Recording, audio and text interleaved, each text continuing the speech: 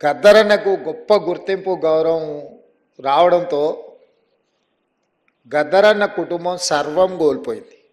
ఏ రోజు కూడా వాళ్ళు నాకు తెలిసి కంటి నిండా నిద్రపోయిందో కడుపు నిండా బుక్కడు బువ్వ తిన్న రోజులు ఉన్నాయో లేవో నాకైతే తెలీదు.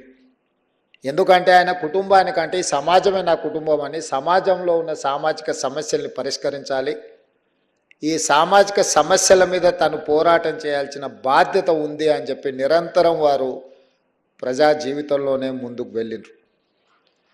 కంచా ఎలయ్య గారు లాంటి వాళ్ళు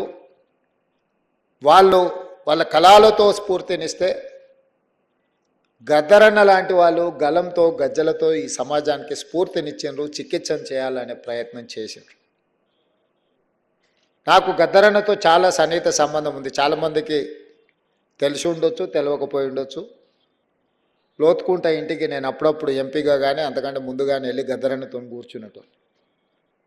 ఎప్పుడైనా నిరాశ నిస్పృహ కలిగినప్పుడు గత 10 సంవత్సరాలు రాజకీయపరమైన కార్యక్రమాలు, ప్రభుత్వాల నిర్బంధాలు ఇబ్బందికరంగా లేకపోతే ఒంటరిగా భావించినప్పుడు నేను అప్పుడప్పుడు గద్దరన్న దగ్గర వెళ్ళి కూర్చున్నట్టు మాట్లాడేటోని. మరి చెప్పేటోరు, నీ బాధ్యత నువ్వు నెరవేర్చు, ప్రజలు తప్పకుండా నేను ఒకరోజు గుర్తిస్తారు, అండగా నిలబడతారు అని చెప్పి. వారి మాట నిజమైంది. వారి స్ఫూర్తి సమస్యలు వచ్చినప్పుడల్లా గుర్తు చేసుకొని ముందుకెళ్ళేది. ఈరోజు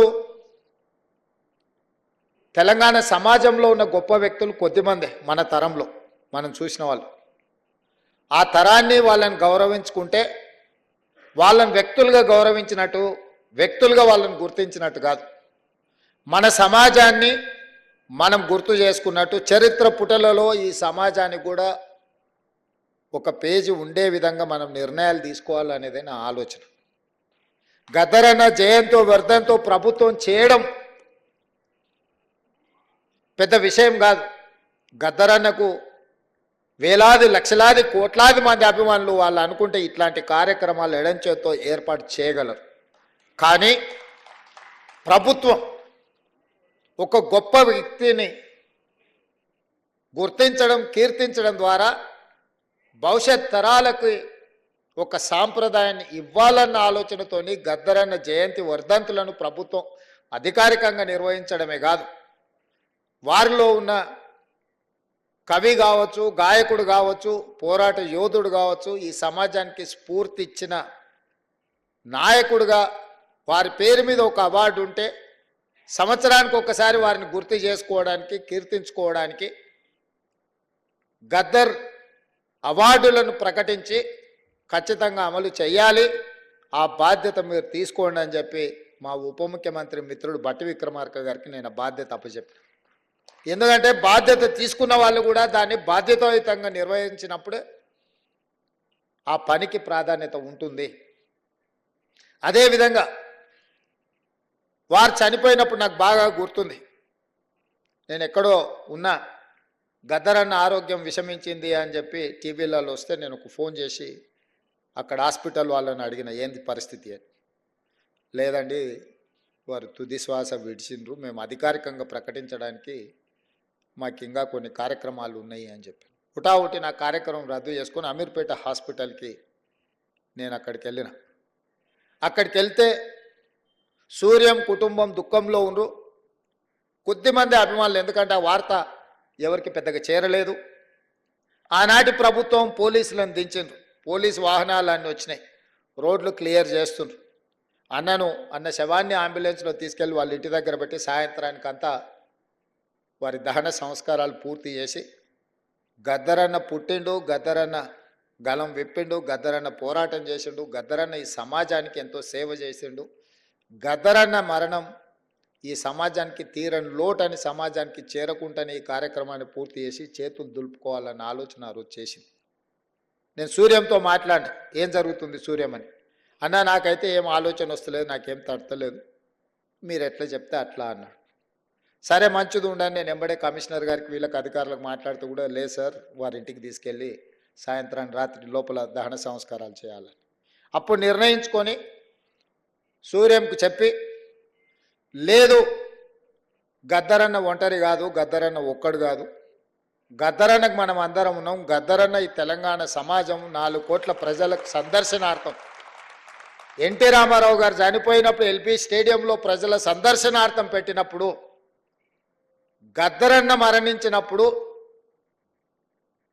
ఎల్బీ స్టేడియంలో ఎందుకు ఈ తెలంగాణ సమాజానికి, ఆయన అభిమానులకు, దేశంలో ఇతర రాష్ట్రాలు, ఇతర భాషల వాళ్ళు ఎంతోమంది గద్దరన్నను అభిమానించే వాళ్ళు ఉన్నారు, వాళ్ళందరి సందర్శనార్థం ఎల్బీ స్టేడియంలోనే గద్దరన్న ప్రజలకు అందుబాటులో పెట్టాలి, చివరి చూపు ప్రజలకు అందించాలి అని చెప్పి నేను బండి ముందల నా బండి పెట్టి గద్దరన్న అంబులెన్స్ని ఎల్బీ స్టేడియం వైపు తిప్పుకొని వచ్చిన ఆ రోజు.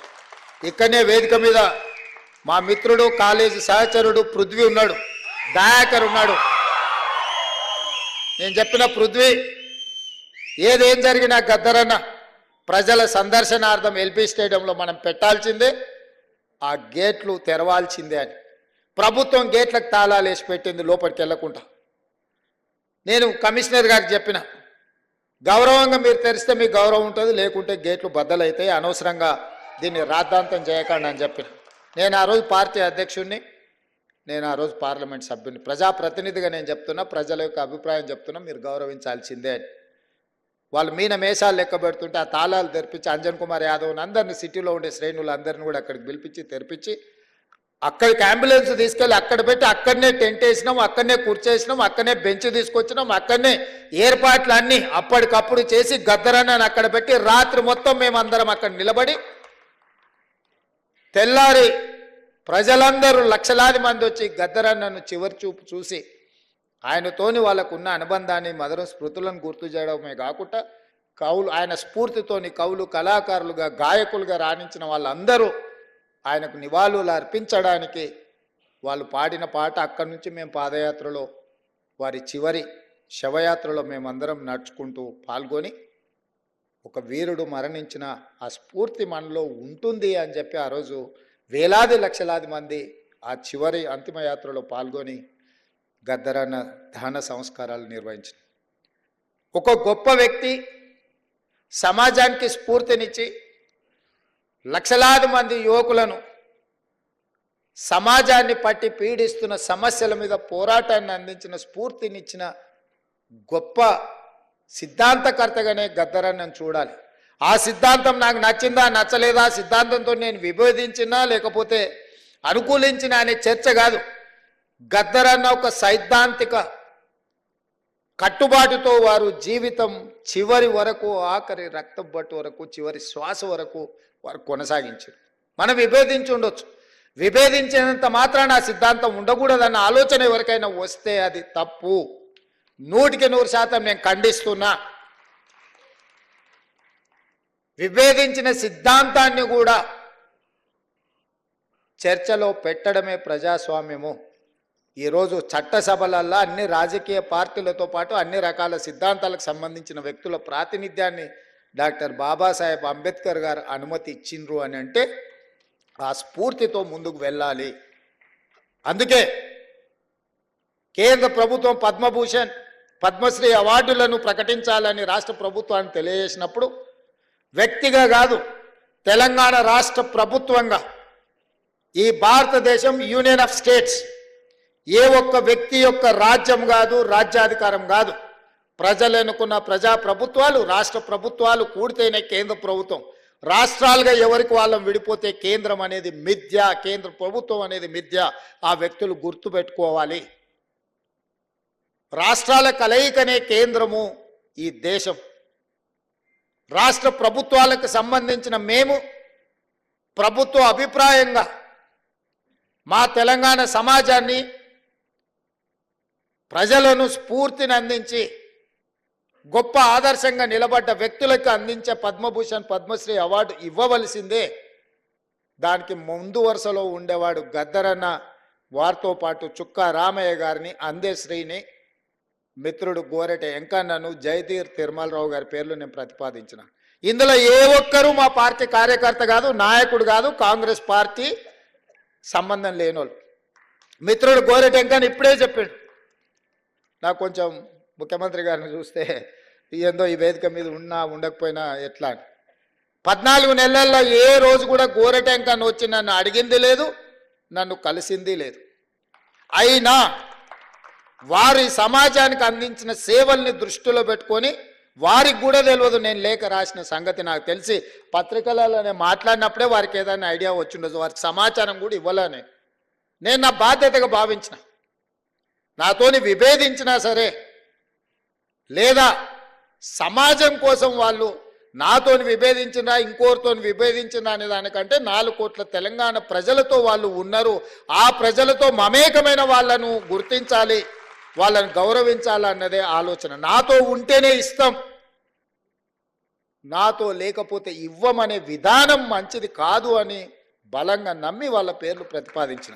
నేను ఈరోజు ఇక్కడికి వచ్చిన గద్దరన్న అభిమానులను వేదిక మీద ఉన్న పెద్దలు నేను అడుగుతున్నా, నేను ప్రతిపాదించిన గద్దరన్న కావచ్చు, చుక్కా రామయ్య గారు కావచ్చు, లేకపోతే అందశ్రీ గారు కావచ్చు, జయ జయ హే తెలంగాణ అందించిన అందశ్రీ గారు కావచ్చు, గోరెటెంకన్న కావచ్చు, జయధీర్ తిరుమలరావు గారు కావచ్చు, ఎవరు ఎందులో తక్కువ అని నేను అడుగుతున్నా. పక్క రాష్ట్రంలో 5 మందికి ఇచ్చిండ్రు. ఆ 5 మంది కంటే ఈ 5 మంది ఏమైనా తక్కువనా? ఈ సమాజానికి మా వాళ్ళు ఆదర్శంగా లేరా?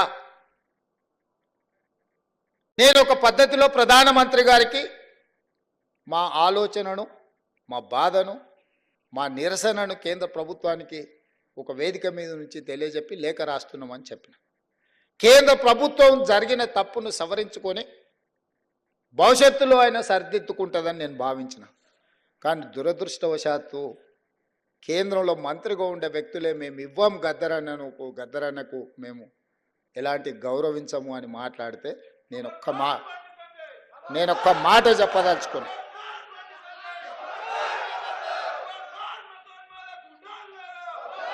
మాట చెప్పదలుచుకున్నా. మళ్ళొక్కసారి మీరు మీ పార్టీ గద్దరన్నకు వ్యతిరేకంగా గద్దరన్న గౌరవాన్ని కించపరిచేటట్టు మాట్లాడితే మీ పార్టీ ఆఫీసు ఉన్న ప్రాంతానికి గద్దరన్న పేరు పెడతా. మీ పార్టీ కార్యాలయం అడ్రస్ రాసుకోవాలంటే గద్దరన్న గల్లీ అని రాసుకునేటట్టు చేస్తా బిడ్డ మిమ్మల్ని.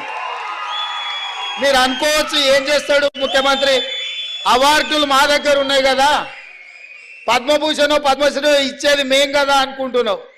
కానీ నీ పార్టీ ఆఫీసు గద్దరన్న రాష్ట్రంలో ఉంది, ఆ సంగతి మర్చిపోవద్దు.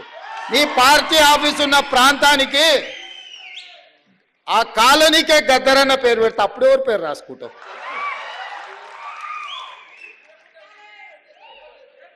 ప్రతిదానికి మా దగ్గర మందుంది స్వామి. ఇంతకుముందు ఆయన కూడా గిట్లనే నీలిగిండు, గద్దరన్నని గేటు బయట కూర్చోబెట్టిండు. ఏమైంది? గేటు బయట కూర్చోబెట్టిన ఆయన లోపల ఉన్నాయన గద్దె మీద కూర్చున్నాయన గొప్ప అనుకున్నాడు. కానీ చూస్తుంటేనే ఆయన గద్దె కూలింది, గేట్లు బద్దలైనాయి. గద్దరన్న వారసులు లోపలుండ్రు. గద్దరన్నని గేటు బయట కూర్చోబెట్టినోడు ఇవాళ గేటు దగ్గర కూర్చొని ఎవరన్నా వస్తారా అని వల్కరించడానికి ఎదురు చూస్తున్నాడు చకోర పక్షిలాగా. గాయనకే గంతగతి పడితే నీకెంత పడుతుంది స్వామి? నువ్వు అర్థం చేసుకో. నువ్వేమి ఇయ్యకు, నిన్ను ఇయ్యవని అడగను, నువ్వు ఇయ్యనందుకు నిరసన తెలుపుతా. ఎట్లయితే గద్దరన్నని గేటు బయట కూర్చోబెట్టినోనికి పట్టిన గతి ఉందో వచ్చే ఎన్నికల్లో నీకు గదే గతి పడుతుంది. ఓట్ల విప్లవం వస్తుంది. గంటలో నువ్వు కొట్టుకపోతావు. మేము గద్దరన్నకి ఇవ్వాల్సిన గౌరవం కేంద్ర ప్రభుత్వం నుంచి మేమే ఇప్పిస్తాం. రాహుల్ గాంధీతో మేమే మాట్లాడతాం, అడగం, సంతకం పెడతాం. గద్దరన్న గౌరవం ఇచ్చడానికి కేంద్ర ప్రభుత్వం నుంచి నువ్వు మర్చిపోకు. అహంకారం అనేది మంచిది కాదు. విభేదాలు ఉండొచ్చు, సైద్ధాంతికపరమైన విభేదాలు ఉంటే. చరిత్రలో సైద్ధాంతికపరమైన విభేదాల మీద చర్చించుకున్న వాళ్ళు లేరా? గౌరవించుకున్న వాళ్ళు లేరా? మరి మీరెందుకు ఇంత అహంకారపూరితంగా వ్యవహరిస్తారు? అప్పుడప్పుడు మా పాశం యాదగిరి అన్నను మమ్మల్ని ఎడా పడా చెడా పడా తిడతానే ఉంటాడు. అంత మాత్రాన మా యాదగిరి అన్నను మేము వదులుకున్నామా? పెద్ద మనిషి అనుభవం ఉన్నాడు, ఎక్కడన్నా ఏదన్నా అటు ఇటు ఉంటే అంటాడు. ఆయన చెప్పిన దాంట్లో ఏమన్నా సూక్ష్మం ఉంటే అర్థం చేసుకుని సర్దిద్దుకునే ప్రయత్నం చేస్తున్నాను తప్ప యాదగిరి అన్నది ఇచ్చిండని చెప్పి మన తెలంగాణ పోరాటం గురించి 9 మంది గొప్ప వ్యక్తుల్ని రాష్ట్ర ప్రభుత్వం గుర్తించి గౌరవించుకుంటాం అన్నప్పుడు పాశం యాదగిరి అనే పేరు ఆయన అడిగిండా? అడగలేదే. మా ప్రభుత్వము 9 మంది గొప్ప వ్యక్తులను తీసుకున్నాడు, వారిని కూడా అందులో చేర్చినాము. గోరెటి వెంకన్నను కూడా అందులో చేర్చినాము, జయరాజును కూడా చేసినాము, బండి యాదగిరిని చేసినాము. ఇట్లాంటి కుటుంబాలను, గద్దరన్న కుటుంబాలను ఈరోజు గుర్తించినాము. సో ఇట్లా ఈరోజు ప్రభుత్వం అనేది నిరంతర ప్రక్రియ. ఈ నిరంతర ప్రక్రియలో ప్రభుత్వం దృష్టికి వచ్చిన ఏ మంచి పనైనా చేయడానికి ఈ ప్రభుత్వం ఉన్నది. అందుకే ఈరోజు ఈ వేదిక మీద నుంచి నేను ఒక్కటే మాట చెప్పదలుచుకున్నా. ఈ ప్రభుత్వం ప్రజలది. ప్రజలు ఏం కోరుకుంటున్నారో ఆ విధానాలను కొనసాగించడమే మా బాధ్యత. ఇవాళ యూనివర్సిటీల వైస్ ఛాన్సలర్ల నేషనం. ఉస్మానియా యూనివర్సిటీకి 100 ఏళ్ళ చరిత్ర ఉంటే 100 ఏళ్ళలో ఒక దళితుడు కూడా ఉస్మానియా యూనివర్సిటీకి వైస్ ఛాన్సలర్ కాలే. మొదటిసారి కంచా ఐలయ్య గారికి, వేదిక మీద ఉన్న లేకపోతే కాకి మాధవరావు గారికి, వీళ్ళందరికీ విషయం తెలిసి ఉండాలి. మొదటిసారి ఉస్మానియా యూనివర్సిటీకి అక్కడ చదువుకున్న ఒక విద్యార్థినే ఇవాళ వైస్ ఛాన్సలర్గా నియమించినాము. 100 ఏళ్లలో జరగంది ఈరోజు ఈ ప్రభుత్వంలో జరిగింది. అంబేద్కర్ యూనివర్సిటీలో రిజిస్ట్రార్గా పనిచేసిన వ్యక్తే ఈరోజు అంబేద్కర్ యూనివర్సిటీకి వైస్ ఛాన్సలర్ అయింది. ఇవాళ యూనివర్సిటీల వైస్ ఛాన్సలర్ను సామాజిక న్యాయాన్ని గుర్తుపెట్టుకొని ప్రతి దగ్గర ఒక క్రమ పద్ధతిలో, వాళ్ళు ఎవ్వరు మమ్మల్ని కలవలేదు, పైరవి చేయలేదు, అయినా వాళ్ళని గుర్తించి గౌరవించాలనుకున్నాం. ఈ ప్రభుత్వం చేసింది. ఇది సరిపోతుందంటే సరిపోదు, ఇంకా చేయాల్సిన అవసరం ఉంది. మేము చెయ్యాలంటే మీరందరూ మాకు అండగా నిలబడాలి. ప్రొఫెసర్ పురుషోత్తంకి హైయర్ ఎడ్యుకేషన్ లేచినాం సోదరా. ప్రొఫెసర్ పురుషోత్తంని అందరినీ హైయర్ ఎడ్యుకేషన్లో వారిని పొలిటికల్ జేఏసీకి వారు చేసిన సేవల్ని గుర్తించి ప్రొఫెసర్ పురుషోత్తం గారిని వేసినాం. ఆయన కూడా నన్ను ఏం అడగలే. ఎవరెవరికైతే బాధ్యత ఇచ్చినో ఏ ఒక్కరు కూడా ఈ ప్రభుత్వానికి వచ్చి విజ్ఞప్తి చెయ్యలేదు. ప్రభుత్వమే బాధ్యతగా భావించి వీలైనంత మేరకు మంచి చేయాలన్న ఆలోచనతో నా సహచర మంత్రివర్గుల సహకారంతో నేను ఏది ప్రతిపాదన చేసినా నా మంత్రివర్గ సహచరులు ఎవ్వరు రెండవ మాట మాట్లాడకుండా, నేను మొదలు పెట్టంగానే మా ఉప ముఖ్యమంత్రి గారు దాన్ని ముందు కొనసాగించి ముఖ్యమంత్రి గారు చేస్తున్న ప్రతిపాదన సమంజసమైంది అని చెప్పి దానికి ఆమోదం చెందే విధంగా ఈరోజు ప్రభుత్వం నిర్ణయాలు తీసుకుంది. అందుకే మిత్రులారా, వ్యక్తులు అగౌరవపరిస్తేనో, వ్యక్తులు గద్దరన్నను గుర్తించనని మాట్లాడితేనో గద్దరన్న గౌరవం తగ్గదు, వన్నె తగ్గదు. కోహినూరు డైమండ్ నువ్వు ఎక్కడున్నా దాని విలువ దాందే. ఏనుగు చచ్చినా బతికినా దాని విలువలో ఏం తేడా లేదు. గద్దరన్న బతికున్నా, గద్దరన్న చనిపోయిన ఆ స్ఫూర్తి మన గుండెల నిండా ఉంటుంది. గద్దరన్న గౌరవం 10 ఇంతలు పెరుగుతుంది తప్ప, ఆనాడు మహాత్మా గాంధీనే మీరు గౌరవించిన వాళ్ళు గద్దరన్నను గౌరవిస్తారని మేమెందుకు అనుకుంటాము? మహాత్మా గాంధీనే పొట్టన పెట్టుకున్న వ్యక్తుల గురించి ఎక్కువ మేము ఆశించడం, ఎక్కువ యాచించడము ఏది రెండు తగదు. ఖచ్చితంగా తెలంగాణ రాష్ట్ర ప్రభుత్వం గొప్ప వ్యక్తులను ఎప్పుడూ గౌరవించుకుంటుంది. వాళ్ళ గౌరవం తగ్గకుండా ముందుకు తీసుకువెళ్తాం.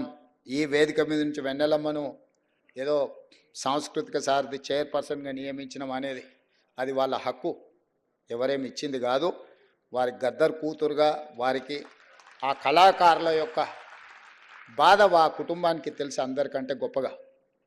అందుకే నేను బాధ్యతగా భావించి వెన్నెలమ్మకు కూడా జీవో ఇచ్చే వరకు నాకు తెలిసి తెలియదు. ఆ కుటుంబానికి కూడా జీవో చూసుకున్నాకనే ఆవిడకు కూడా చాలామంది నాయకులు అడిగినారు. నాయకులకు ఇయ్యలే.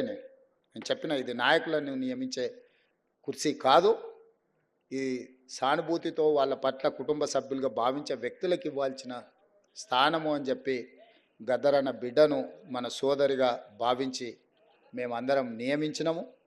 ఈరోజు ఇంతమంది ఇక్కడికి వచ్చి గద్దరన్న స్ఫూర్తిని కొనసాగించడానికి, గద్దరన్న ఆనాడు బట్టన్న పాదయాత్రలో వారు ప్రజల దగ్గరికి వెళ్ళినప్పుడు, వారు నడిచినప్పుడు వారి దృష్టికి తీసుకొచ్చిన సమస్యల్ని పరిష్కరించడానికి ఈ ప్రభుత్వాన్ని ఆశీర్వదించండి, ఈ ప్రభుత్వాన్ని ముందుకు నడిపించండి.